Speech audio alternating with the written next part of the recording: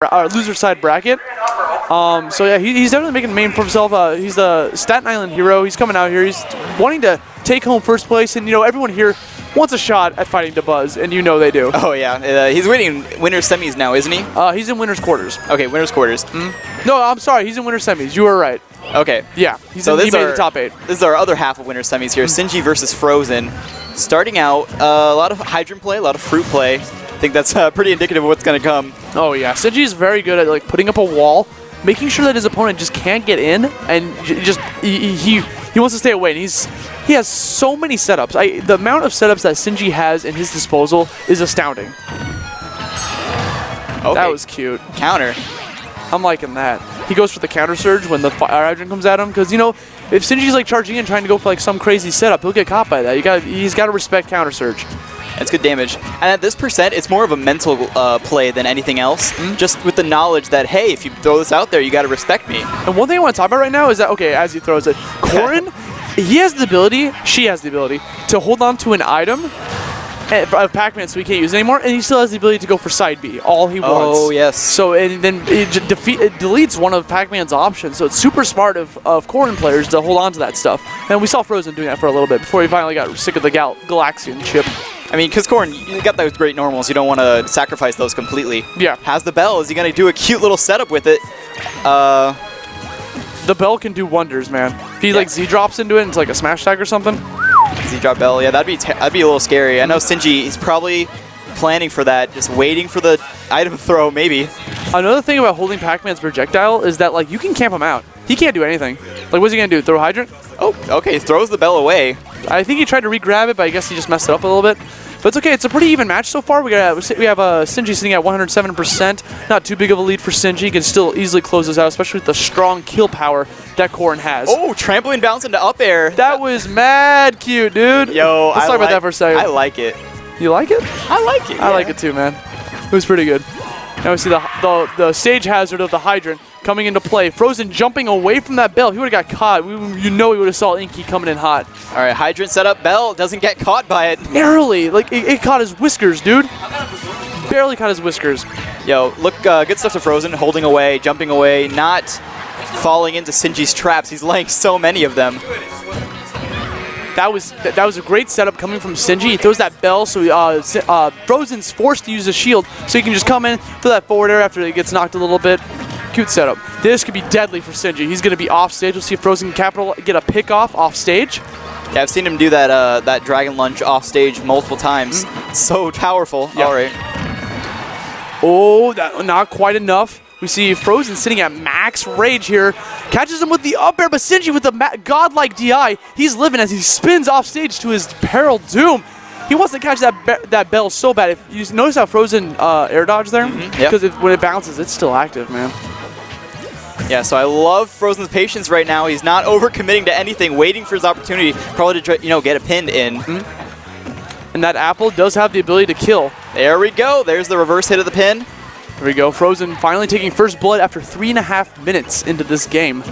Now, I could definitely see Frozen playing a little bit more defensive here. He probably wants to, like, grab the item, and as I said earlier, like, just hold on to the item and just camp out Pac-Man, because Pac-Man can't do a whole lot if you take away his projectile and you're just camping him out. Like, it's such a good decision. Maybe get a little bit of damage on, obviously. Yeah, but because it's been almost 4 minutes, like, it's a valid strategy at this point.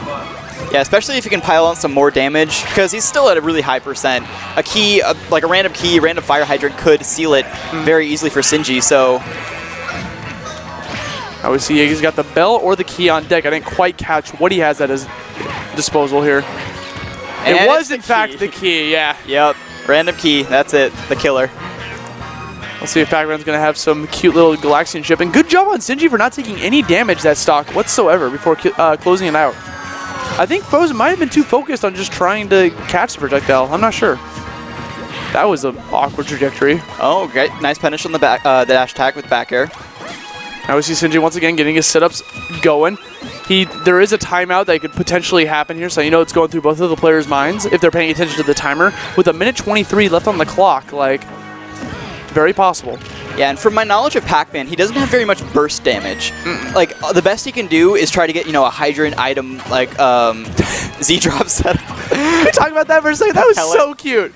Like the man like puts out a little power pellet. He does that's actually the Sinji special. He puts out the power pellet so that like a projectile hits it, so you can just heal 2 damage. Yep, waka waka.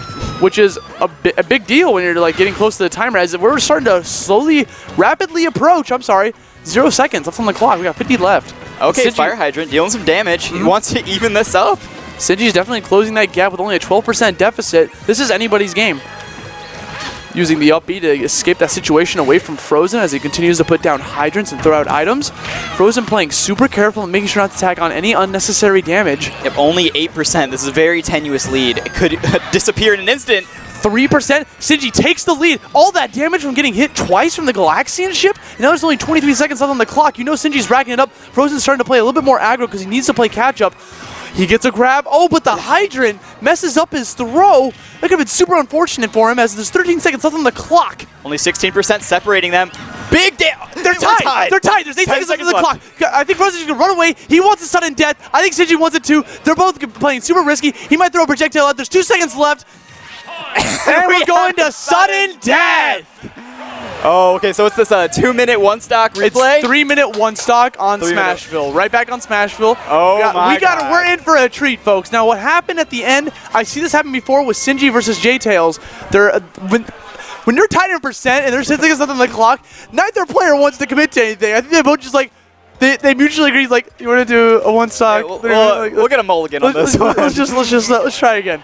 So we're going into a sudden death game 1 match here. 1 stock, 3 minutes, right back on Smashville.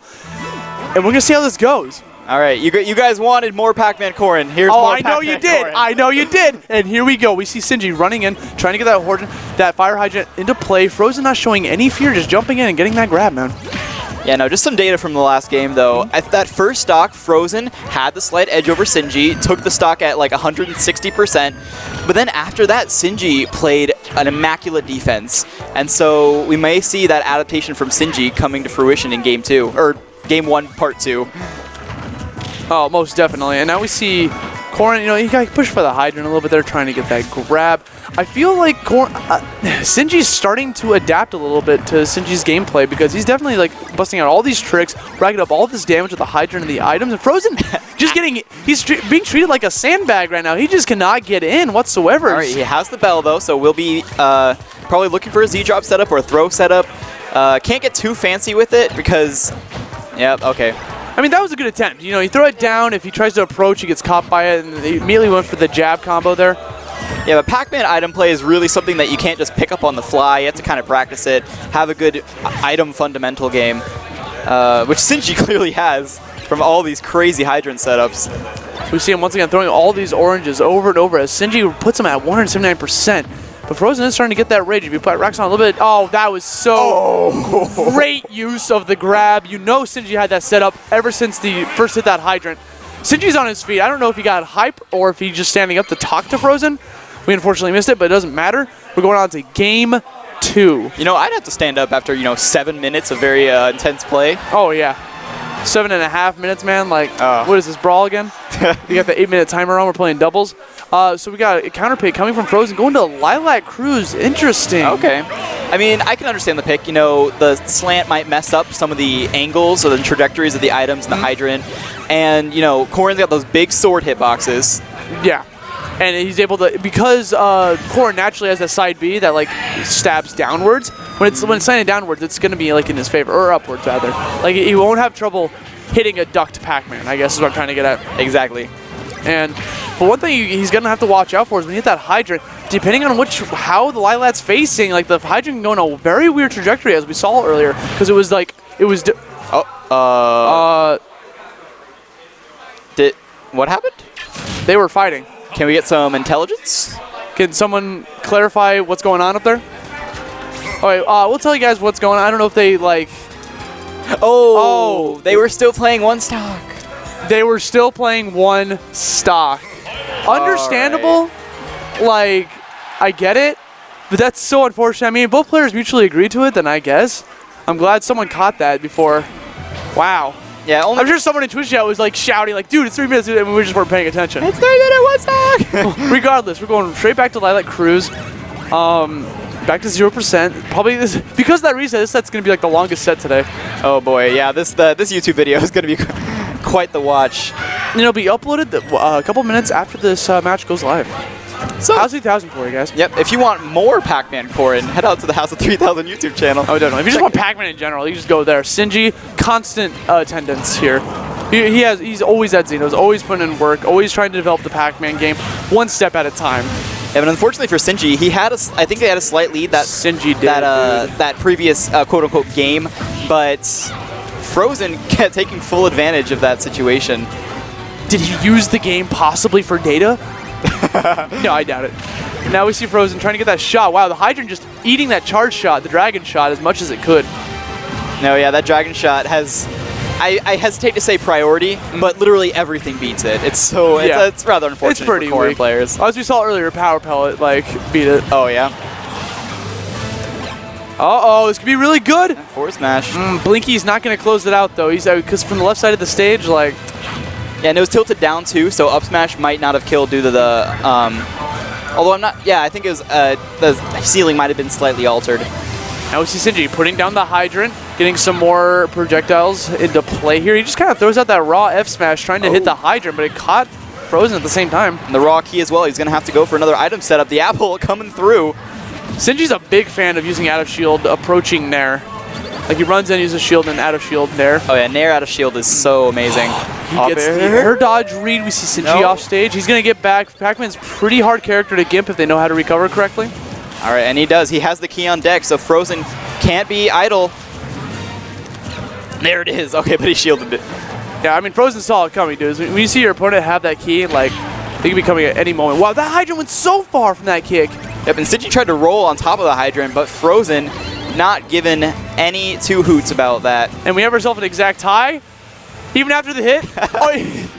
These guys this set is just going so even until Sinji gives him back his house key. Sends it right back. He's like, here you go, sir. Yeah, knock, knock, now. Open up. I'm in. You're dead. Oh, he had to grab, but the Hydrant pushed him off. You know, it's your projectile, so you gotta be wary about that. You gotta take those. Yeah, we take those. Poor Pac-Man, having one of the worst grabs in the game, and not really too big of setups, unless there's a Hydrant in play. Wow, that was... The thing about Pac-Man's dash attack, dude, you can act immediately after it. And as we saw, he did the reverse forward tilt. Yeah, I can see how that might catch somewhere unaware, but... He used the he used the Hydrant to extend the forward smash. Oh my god. It's a valid strategy. I'm in love with Frozen's Corrin right now. It's pretty good. I love when players get intelligent and smart about stuff like that, where they use an attack purposely hitting another object like Luma or the Hydrant or a duck on stage, to extend the hurt box so it throws their opponent off. Almost gets Galaxian into the side B, but yeah, Sinji was definitely going for some crazy setup there. Yeah, Galaxian has a really weird angle that it follows, and especially on Lilat, but not gonna kill. No, I mean Inky's not that strong. He needs a couple more damage here, and he has 0 rage. Austin, do you know the names of all the ghosts? I do. Wow, what a champ! Top tier commentator right here. This is me playing Pac-Man back in the day. And now we see Sinji, he's got the strawberry back on deck, but then he got stunned by the charge shot. I didn't even see it. It was so small. Yeah, it also kind of blended in with the water, the Hydrant. Yeah. But he was too far away to capitalize off it at all. Got that forward tilt. We see that apple coming into play. That was such a great catch. Sinji practices on... That apple is still active? What? That's crazy. All right, let's catch this replay technology we have right here. Z 1, 2, 3, 4, 5, 6. After 5 bounces, it's still active.